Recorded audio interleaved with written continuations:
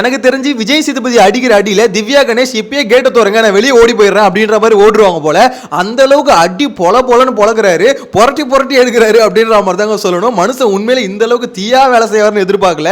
ஆக்சுவலா இன்னைக்கு எபிசோடுக்கான 3வது ப்ரோமோல திவ்யா கணேஷ் சாண்ட்ரா மறுபடியும் இவங்கள தான் போட்டு பொழக்கிறாரு. அதுவும் சாதாரண அடியில தர்மடி அப்படின்ற மாதிரி தான் சொல்லணும். குறிப்பா பாத்தீங்கன்னா பிக் பாஸ் எதுக்குமா உங்களுக்கு இந்த டாஸ்க் கொடுத்தாரு அப்படின்னு கேட்கும் போது திவ்யா கணேஷ் ஒரு ரியாக்ஷன் கொடுத்தாங்களா, யாரா இருந்தாலும் ஆப்போசிட் இருக்கிறவங்களுக்கு செம்மையா ட்ரிகர் ஆகும். மனுஷன் ட்ரிகர் ஆயிட்டாப்ல. என்ன டயர்ட் ஆகுதா உனக்கு? டயர்ட் ஆகுதா சொல்லு, டயர்டா இருந்தா சொல்லு, வெளியே வந்துரு அப்படின்ற மாதிரி கூப்பிட்டாரு பாருங்க. உண்மையில அங்க வந்து பாத்தீங்கன்னா திவ்யா கணேஷ் பயந்துட்டாங்க, கிட்டத்தட்ட அழுகுற ஸ்டேஜுக்கு போயிட்டாங்க அப்படின்ற மாதிரி தான் ப்ரோமோவை பார்க்கும்போது தெரியுது. ஆக்சுவலி உங்களுக்கு ஒன்று புரியல, அதாவது இந்த சாம்பார் அந்த ஸ்குவாட்ல இருந்து அவங்க பண்ணாங்கல்ல, அதுக்கோசம் அது அடிக்கல. இப்போ அடிக்கிறது எல்லாமே பாத்தீங்கன்னா இந்த வெள்ளிக்கிழமை நைட்டு, அதாவது நேற்று நைட் வந்து பண்ணாங்க பாத்தீங்களா, இதுக்காக தான் தர்மடி வாங்கிட்டு இருக்காங்க.